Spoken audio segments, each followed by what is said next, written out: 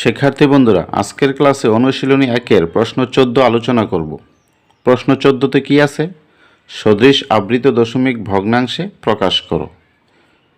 তো 14তে ক, খ, গ, ঘ 4টি কাজ দেওয়া আছে। প্রথমে আমরা কয়ের কাজটি সমাধান করব। তো দেখো, কয়ে কি আছে? দুটি ভগ্নাংশ দেওয়া আছে। প্রথম ভগ্নাংশ হচ্ছে 2.2 পৌনঃপুনিক 3, দ্বিতীয়টি হচ্ছে 5.2 পৌনঃপুনিক 35। এখানে দুটি ভগ্নাংশ আবৃত দশমিক ভগ্নাংশ।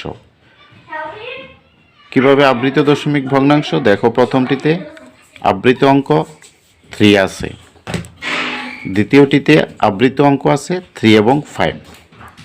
এখন এই দুটি ভগ্নাংশকে আমরা সদৃশ করব।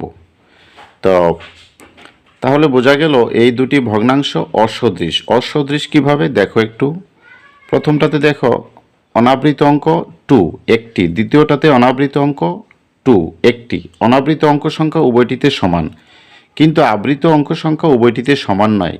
দেখো, প্রথমটিতে আবৃত অঙ্ক একটি, দ্বিতীয়টিতে আবৃত অঙ্ক 2টি। এখন এই দুটি ভগ্নাংশকে যখন আমরা সদৃশ করব, তখন উভয়টিতে অনাবৃত অঙ্কের সংখ্যা যতটা থাকবে, উভয়টিতে অনাবৃত অঙ্কের সংখ্যা সমান হবে এবং আবৃত অঙ্কের সংখ্যাও সমান হবে। তো দেখো, আমি অঙ্কটা করা শুরু করি। এখানে অনাবৃত অঙ্ক সংখ্যা,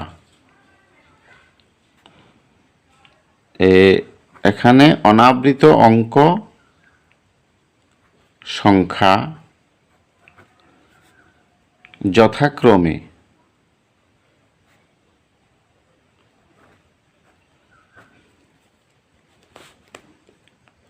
1 এবং 1। 1 এবং 1 লিখলাম কেন? এখানে অনাবৃত অঙ্ক একটি, এই কারণে 1। এখানে এই ভগ্নাংশে অনাবৃত অঙ্ক একটি, এই কারণে এখানে 1। তো এখানে অনাবৃত অঙ্ক সংখ্যা যথাক্রমে 1 এবং 1, যাদের উভয়ে সমান, যাদের উভয়ে সমান। তারপর নিচে লিখব আবৃত অঙ্ক সংখ্যা, আবৃত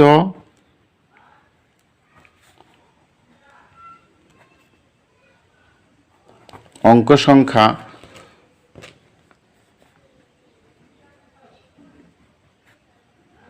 যথাক্রমে, প্রথমটিতে আবৃত অঙ্ক দেখো একটি, এই যে 2, তো এখানে লিখব যথাক্রমে 1 এবং দ্বিতীয়টিতে কত? 2টি, 2। তারপরে লিখব যাদের লসাগু,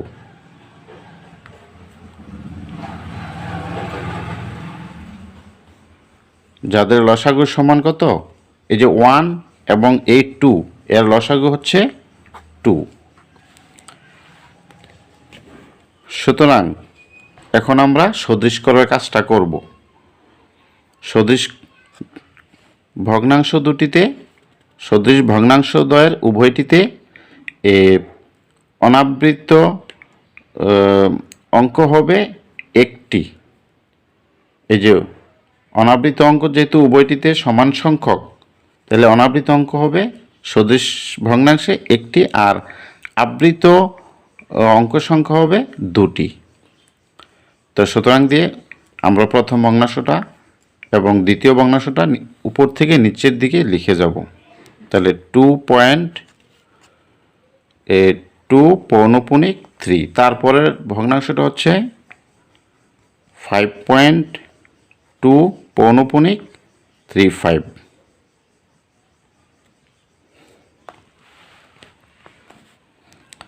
তারপর আমরা এখানে সমান দিব, তারপরে আবার এই ভগ্নাংশের এই বরাবর সমান দিব। এখন আমরা সদৃশ করব। সদৃশ করতে গেলে এখন উভয়টিতে দশমিক বিন্দুর ডান দিকে মোট অঙ্ক হবে 3টি, অনাবৃত অঙ্ক হবে একটি আর আবৃত অঙ্ক হবে দুটি। তো কিভাবে করব? 2 পয়েন্ট, এটাতে অনাবৃত অঙ্ক একটি, তাহলে একটি হবে এখানে অনাবৃত অঙ্ক, আর আবৃত অঙ্ক হবে দুটি। তো এখানে আবৃত অঙ্ক প্রদত্ত ভগ্নাংশে আছে 3, তো আমরা 3কে বারবার লিখে দুটি অঙ্ক মিল করব, তাহলে 3 3, তাহলে এখানে পৌনঃপুনিক, এখানে পৌনঃপুনিক। আর দ্বিতীয়টিতে দেখো 5.2, A2 হচ্ছে অনাবৃত অঙ্ক, এখানে একটি, আর আবৃত অঙ্ক তো দুটি আছেই, 3 পৌনঃপুনিক 3 5। এখন দেখো এই দুটি ভগ্নাংশে দেখো উভয়টিতে অনাবৃত অঙ্ক একটি, আবৃত অঙ্ক উভয়টিতে দুটি। অনাবৃত অঙ্কের সংখ্যা উভয়টিতে সমান এবং আবৃত অঙ্কের সংখ্যা উভয়টিতে সমান। এই দুটি ভগ্নাংশই হচ্ছে সদৃশ। তারপর আমরা করব ক্ষয়ের কাজটি। তো ক্ষয়ে কি আছে দেখো, ক্ষয়ে আছে 7.2 পৌনঃপুনিক 6, তারপর 4.23 পৌনঃপুনিক 7। তো অঙ্ক ভগ্নাংশ দুটিকে সদৃশ করার আগে কিছু কথা বলে নিই। দেখো প্রথমটিতে দেখো দশমিক বিন্দুর ডান দিকে অনাবৃত অঙ্ক একটি, আর দ্বিতীয়টিতে দেখো অনাবৃত অঙ্ক দশমিক বিন্দুর ডান দিকে দুটি। তাহলে অনাবৃত অঙ্কের সংখ্যা সমান নয়। হ্যাঁ, আবার কিন্তু আবৃত অঙ্ক সংখ্যা আবার এটাতে একটি, এটাতে একটি। আবৃত অঙ্কের সংখ্যা উভয়টিতে সমান, কিন্তু অনাবৃত অঙ্কের সংখ্যা উভয়টিতে সমান নয়। তাহলে বোঝা গেল এই দুটি ভগ্নাংশ অসদৃশ। এখন আমরা সদৃশ করব কিভাবে? দেখো এই কথাটা আগে লিখে নিই। এখানে অনাবৃত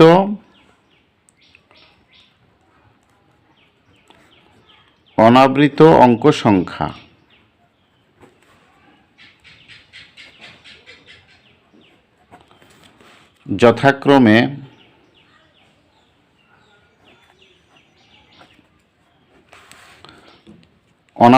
সংখ্যা যথাক্রমে প্রথমটিতে কত? একটি এবং দ্বিতীয়টিতে যেহেতু দুটি তাহলে 2। এখন অনাবৃত অঙ্কের সংখ্যা উভয়টিতে দেখো সমান নয়, প্রথমটাতে একটি, দ্বিতীয়টিতে দুটি। এখন যেহেতু আমরা সদৃশ করব, সদৃশের বেলায় উভয়টিতে অনাবৃত অঙ্ক হবে এখানে সবচেয়ে বেশি, যেটা বেশি সংখ্যা যেটা, এটা। তাহলে লেখাটাকে আমরা কীভাবে লিখব? এখানে অনাবৃত অঙ্ক সংখ্যা যথাক্রমে 1 এবং 2, যাদের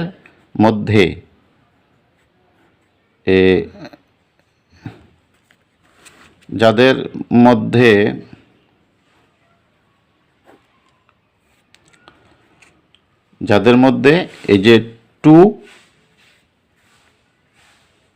সবচেয়ে বেশি, 2 সংখ্যাটি বড়, এই কথাটা লিখে দিই। 2 যাদের মধ্যে 2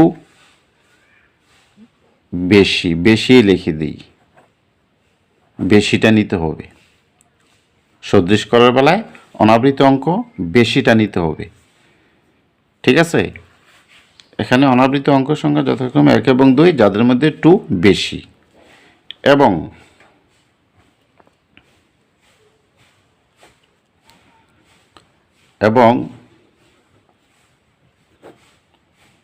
আবৃত অঙ্ক সংখ্যা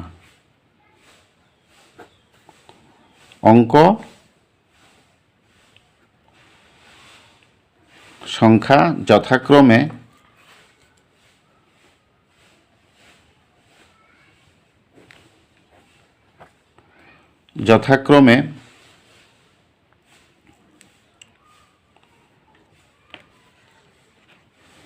1 এবং 1, মানে 1 এবং 1। তো 1 এবং 1 হলে উভয়ই সমান, যাদের লসাগু করলে এই 1 হবে। লিখে দিতে পারি যাদের উভয়ে সমান। উভয়ে সমান হলে আর লসাগু করার দরকার নেই। আবৃত অঙ্কের বেলায় লসাগু করে নিতে হবে, আর আবৃত অঙ্ক সংখ্যা যদি উভয়টিতে সমান হয় তাহলে লসাগুর আর দরকার নেই। তো এই কথাটা লিখে দিই, যাদের উভয়ে সমান। যাদের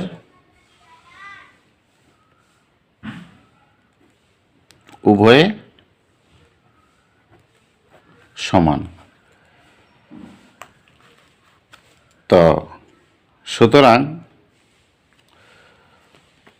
প্রথম ভগ্নাংশটি আমি লিখি, কত?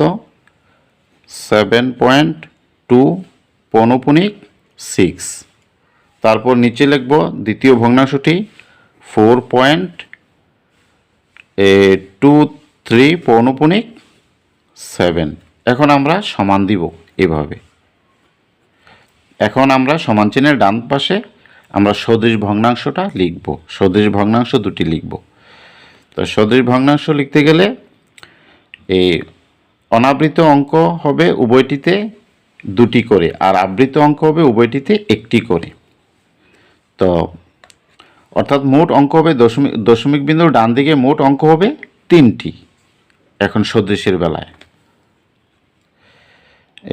7.2 হলো একটি,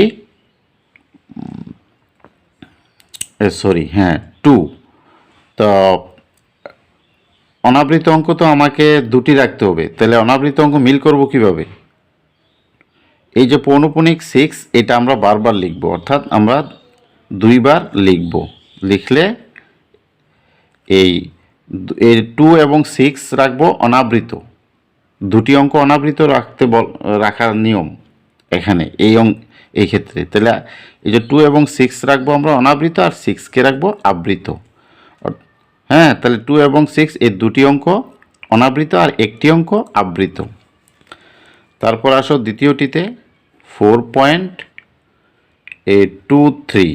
এখানে 2-3 দুটি অঙ্ক অনাবৃত আছেই, আর একটি অঙ্ক আবৃত 7। এখন দেখো সমান চিহ্নের ডান দিকে যে দুটি ভগ্নাংশ, এখানে দেখো উভয়টিতে অনাবৃত অঙ্ক, এটাতেও দুটি এটাতেও দুটি। অনাবৃত অঙ্কের সংখ্যা উভয়টিতে সমান। আবৃত অঙ্ক এটাতে একটি এটাতেও একটি। এখন আবৃত অঙ্কের সংখ্যা সমান।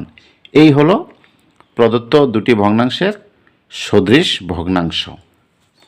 তারপর দেখো আমরা গতে কি আছে দেখি।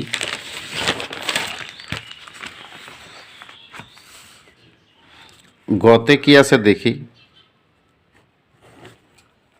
গতে আছে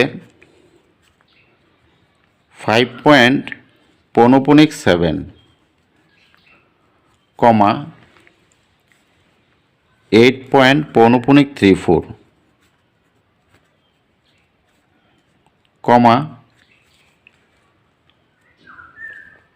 6.245।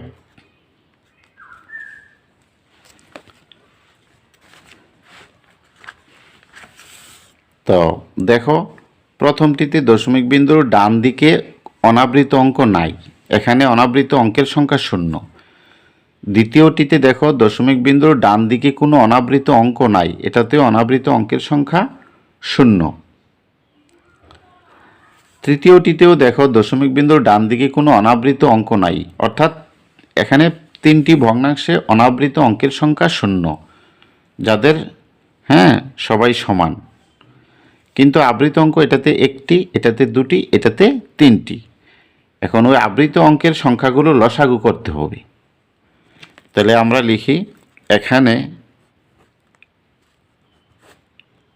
এখানে অনাবৃত অঙ্কের সংখ্যা, এখানে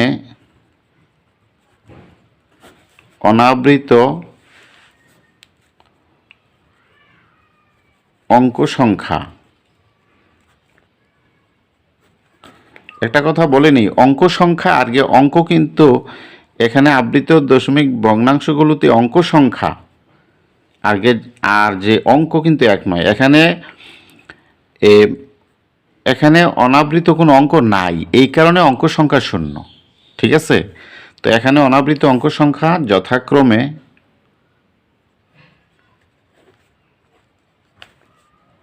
যথাক্রমে 0, 0 এবং 0, যাদের সবাই সমান।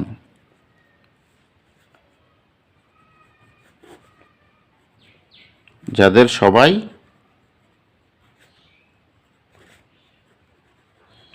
সমান এবং আবৃত অঙ্ক সংখ্যা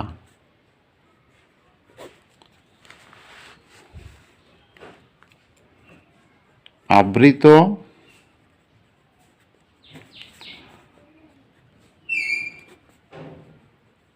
অঙ্ক সংখ্যা যথাক্রমে আবৃত অঙ্ক সংখ্যা যথাক্রমে কি দেখো, প্রথমটাতে আবৃত অঙ্ক একটি, কিন্তু আবৃত অঙ্কটা কিন্তু 7, অঙ্কটা হচ্ছে 7 কিন্তু অঙ্কের সংখ্যা হচ্ছে 1, কমা দ্বিতীয়টিতে আবৃত অঙ্ক দুটি হচ্ছে 3, 4 কিন্তু আবৃত অঙ্ক সংখ্যা হচ্ছে 2, দুটি এই কারণে। আর তৃতীয়টিতে আবৃত অঙ্কগুলো হচ্ছে 2, 4, 5 তো এই কারণে আবৃত অঙ্ক সংখ্যা 3 এবং আবৃত অঙ্ক সংখ্যা যথাক্রমে 1, 2, 3 যাদের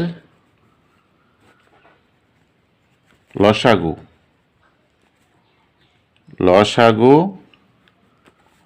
সমান কত? 6। এখন আমরা সদৃশ করব সুতরাং দিয়ে। সদৃশ করার সময় সদৃশ ভগ্নাংশগুলোর প্রত্যেকটিতে অনাবৃত অঙ্ক হবে, অনাবৃত অঙ্ক থাকবে না। অনাবৃত অঙ্কের সংখ্যা হবে 0 আর আবৃত অঙ্কের সংখ্যা হবে 6, অর্থাৎ আবৃত অঙ্ক থাকবে 6টি প্রত্যেকটিতে। এখন আমরা প্রদত্ত ভগ্নাংশগুলোকে উপর থেকে নিচের দিকে লিখে যাব। প্রথমে লিখব 5.7, তারপর 8.34, তারপর 6.245। এখন আমরা সমান দিব, এই সমানগুলো বরাবর রাখবো, উপর থেকে নিচের দিকেও বরাবর রাখবো। তো এখন সদৃশ ভগ্নাংশে প্রত্যেকটিতে অনাবৃত অঙ্ক থাকবে না আর আবৃত অঙ্ক থাকবে 6টি। দশমিক বিন্দুর ডান দিকে আবৃত অঙ্ক থাকবে 6টি। এখন দেখো প্রথমটা লিখি 5.7 এখানে। তো আমাদেরকে অনাবৃত অঙ্ক এখানে থাকবে না, নাই। আর আবৃত অঙ্ক হবে কয়টি? 6টি। তাহলে এখানে আবৃত অঙ্ক এখানে প্রদত্ত ভগ্নাংশে 7, এই 7কে আমরা 6 বার লিখব। তাহলে 7, 1, 2, এই যে দশমিক বিন্দুর পরে একটা 7, দুইটা 1, 2, 3, 4, 5, 6, এই 6 বার লিখব। তো লিখলে এই যে প্রথমটাতে পৌনঃপুনিক ডট, শেষটাতে পৌনঃপুনিক ডট। তারপর আসো দ্বিতীয়টাতে 8.34 আছে, এখানে আবৃত অঙ্ক 2টি। তো এখানে এই প্রদত্ত ভগ্নাংশে আবৃত অঙ্ক হচ্ছে 2টি। আর যখন সদৃশ করব তখন আবৃত অঙ্ক এখানে আমাদেরকে 6টি মিলাইতে হবে। তাহলে এই যে 3 এবং 4 আবৃত অঙ্ক বারবার লিখে আমরা এই সংখ্যাটা পূরণ করব। তাহলে আবৃত অঙ্ক কত? 3, 4, 3, 4, 3, 4। এখন প্রথমটাতে পৌনঃপুনিক ডট, শেষটিতে পৌনঃপুনিক ডট। তারপর আসো সর্বশেষ ভগ্নাংশে 6.245।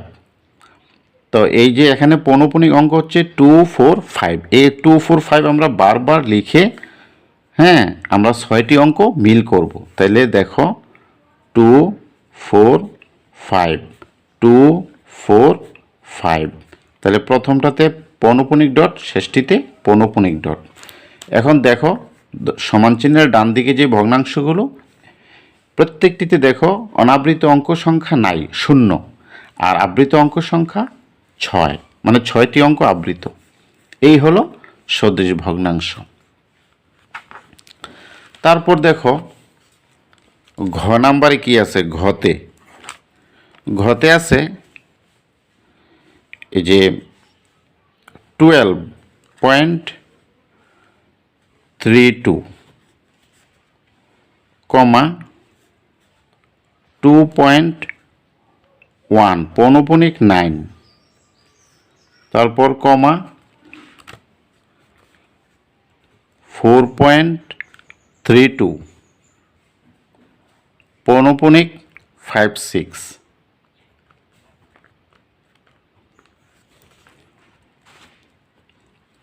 তো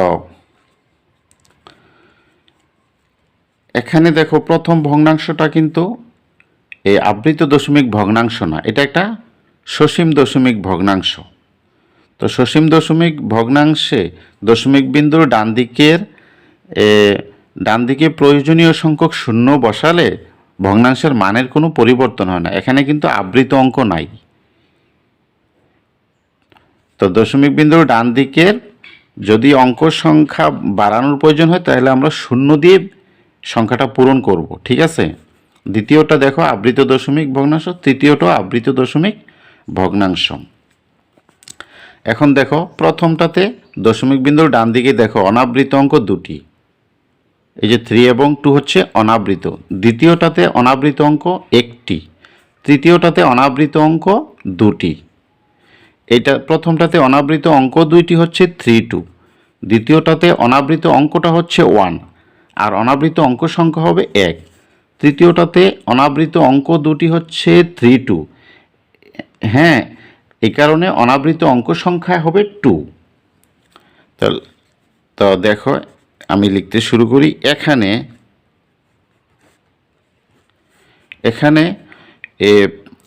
অনাবৃত অঙ্ক সংখ্যা, অনাবৃত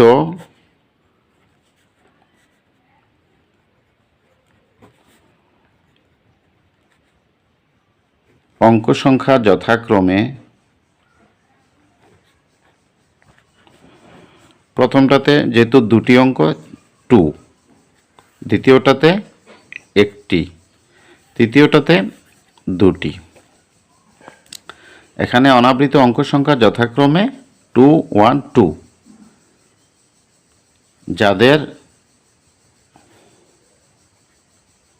যাদের মধ্যে এই 2 বেশি, 2 হচ্ছে বড়, এবং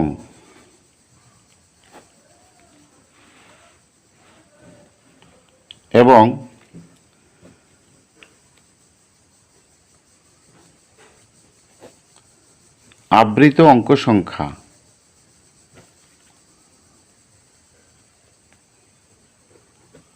যথাক্রমে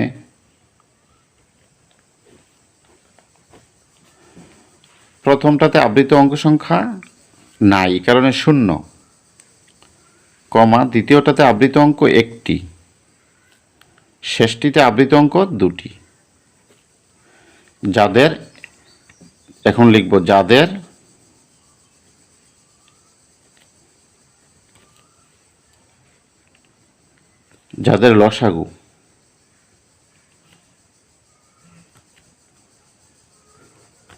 যাদের লসাগু সমান 2। এখন যখন আমরা সদৃশ ভগ্নাংশ করব তখন প্রত্যেকটিতে অনাবৃত অঙ্ক হবে দুটি আর আবৃত অঙ্ক হবে দুটি। তো দেখো এখন আমরা লিখব সুতরাং দিয়ে প্রদত্ত ভগ্নাংশগুলোকে উপর থেকে নিচের দিকে আমরা লিখে যাব। প্রথমে আছে কত? 12.32, তারপর 2.1 পৌনপুনিক 9, তারপর আছে 4.32 পৌনপুনিক 56।